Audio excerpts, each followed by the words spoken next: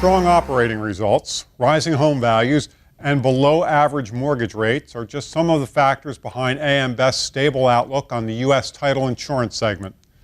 But as detailed in a recent AM Best special report on the segment, there are some negative factors countering these positive aspects. I'm John Weber for AM Best TV. Here to discuss this report in further detail are three associate directors, Fred Eslami, Ann Modica, and David Blades. And David, let's start with you. As we mentioned, there are a number of positive factors, including low unemployment, record low foreclosure rates. But what are some of the negative factors that might be impacting the segment for insurers? Well, John, the health of the title insurance market is closely tied to a number of factors, many of them macroeconomic factors. Title insurers have enjoyed a sustained period of underwriting and operating profitability over the last several years as the U.S. has seen our economy growing. But we've recently, because of different U.S. specific factors and also some global factors, seen some sluggishness creep into the overall growth of the U.S. economic market. And if that sluggishness were to continue, that would have some impact on the overall growth prospects for the title insurance industry. 30-year fixed mortgage rate. Generally, we've seen that for 2019. We've seen that declining all until about the last month or so. So if 30-year mortgage rate was to continue rising, what you might see and the way it might impact title insurers is that would provide a financial disincentive for first-time home buyers, also for homeowners that have homes with lower mortgage rates than the prevailing mortgage rates. There'd be less incentive, for them to go out to the market and sell their homes. In addition, it would also limit refinancing opportunities. So again, those factors would have some impact on the overall title insurance market and what we might see for growth opportunities in the market. In some areas of the country, first-time homeowners are struggling with housing affordability as we've seen housing price increases kind of outpace overall wage increases. And so, what we've seen from that perspective is that many first-time homeowners who are also burdened, a lot of the millennials who are burdened by a student loan and other types of debt, are also limited in their ability to come to the marketplace and potentially participate in home ownership, or that first time of home ownership. So that's kind of kept that down a little bit. And again, that can have some overall impact on the title market as well. In addition, from just the overall housing industry inventory perspective, the scarcity of land for home building, in addition to just new home construction, not really keeping up with the overall demand in the marketplace. Again, those are other factors that could provide some put some constraints on the overall title insurance market.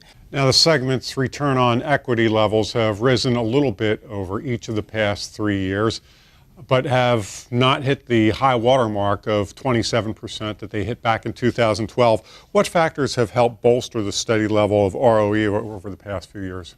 Well, I think the first factor has definitely been underwriting income and the improvement in underwriting income that we've seen over the last several years. I think that everything starts there. And what we've seen is incremental year-over-year increases in underwriting income. Specifically, there's almost a 25% increase in title insurers in the aggregate in terms of their underwriting income. So that, in particular, has driven the overall performance in the marketplace. So you take the underwriting income growth, and in addition, you look to the last couple of years where we've seen also net investment income produced by title insurers in the aggregate, also helping the overall pre-tax earnings, and that's helped pre-tax measures both on revenue and equity. So we've seen, again, underwriting income and net investment income help propel the return measures. And in addition, from a net return basis, the Tax Cuts and Jobs Act, the impact of about a 50% decrease in terms of the tax burden on the title insurance market on a whole, that also helped improve the net income for the title insurers in 2018, and from that standpoint also helped out return measures. So again, those are things that we'll continue looking at, but underwriting income, investment income, and also the impact of the lower tax burden is what has helped drive the return measures for the title market. Thanks, David. And what impact has Federal Reserve policy had on the segment? So the Federal Reserve started to implement more accommodative monetary policy, cutting the federal funds rate for the first time since 2018. Since July, which was the first federal funds cut, the Federal Reserve has cut rates an additional 2 times for a total of 75 basis point reduction, which currently brings the federal funds target in the range of 1.5 to 1.75%. And while the federal funds rate doesn't directly affect mortgage rates, there does seem to be somewhat of a pass-through implication. In the first half of 2019, prior to the Fed cuts, the average 30-year fixed mortgage rate was just over 4%, and currently it's hovering around 3.75%. So lower mortgage rates are relatively supportive to the housing market, but it remains to be seen if the recent cuts will have a significant impact, given that the long-term historical average rates were already pretty low. As David mentioned before, some of the things that constrain the housing market, such as tighter lending standards, as well as the lower inventory, lower rates aren't going to affect these 2 issues. Housing affordability, on the other hand, on the margin, it will have some impact, but it remains to be seen that if the modest dip in rates will have any significant improvement. Are there any other economic factors playing a role here? So the 2 main factors that I'll point to that have a major role is the continued growth in the U.S. economy, as well as the strong labor market. For the first 3 quarters of 2019, GDP has averaged 2.3%. And while we do see some slowdown coming into 2020, the consumer will continue to have some positive momentum on the economy. The consumer continues to be supported by the strong labor market, low interest rates, and rising wage growth. The job market has added over 150,000 jobs per month on average in 2019, and in September the unemployment rate hit 3.5%. However, we do see some downside risks. As I mentioned earlier, the Federal Reserve has cut rates.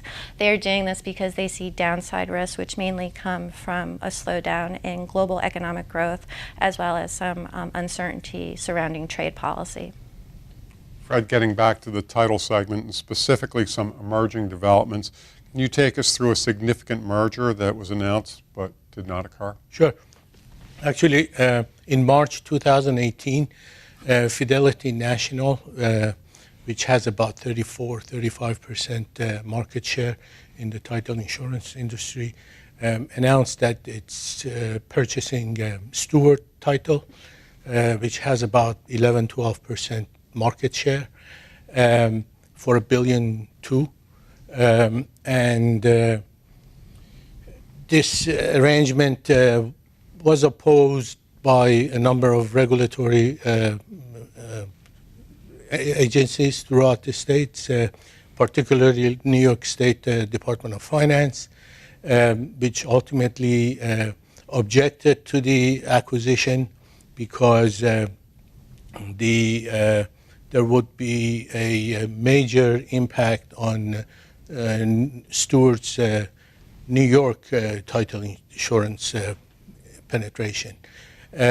Finally, in September 2019, FTC actually blocked the merger, announcing that this will be a anti-competitive measure that would impact, that would give Fidelity 50% of the market share, which would not be competitive for other title companies.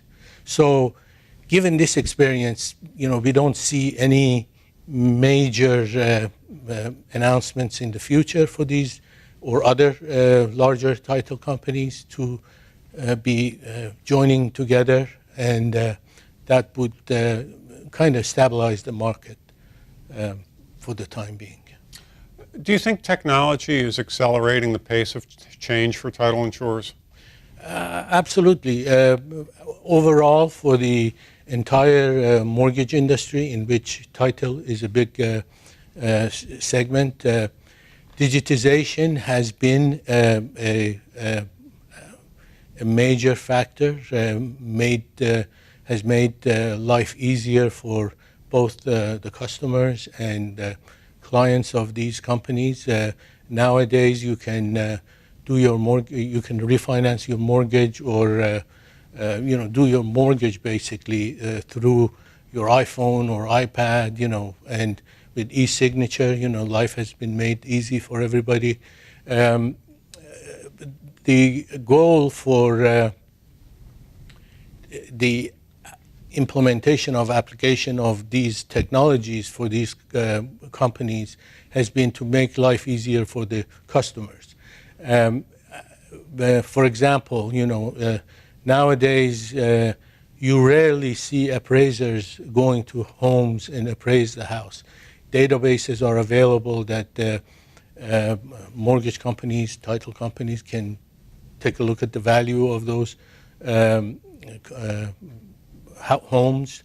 And so in general, digitization has made the mortgage market much easier than it was 10, 15 years ago. As far as the title insurance companies are concerned, blockchain has been a platform that everybody has been looking at it. Although blockchain itself is a 10-year-old young product, we have seen as a result of the interest in that platform, there has been a number of changes in the blockchain. So blockchain 1, blockchain 2, etc.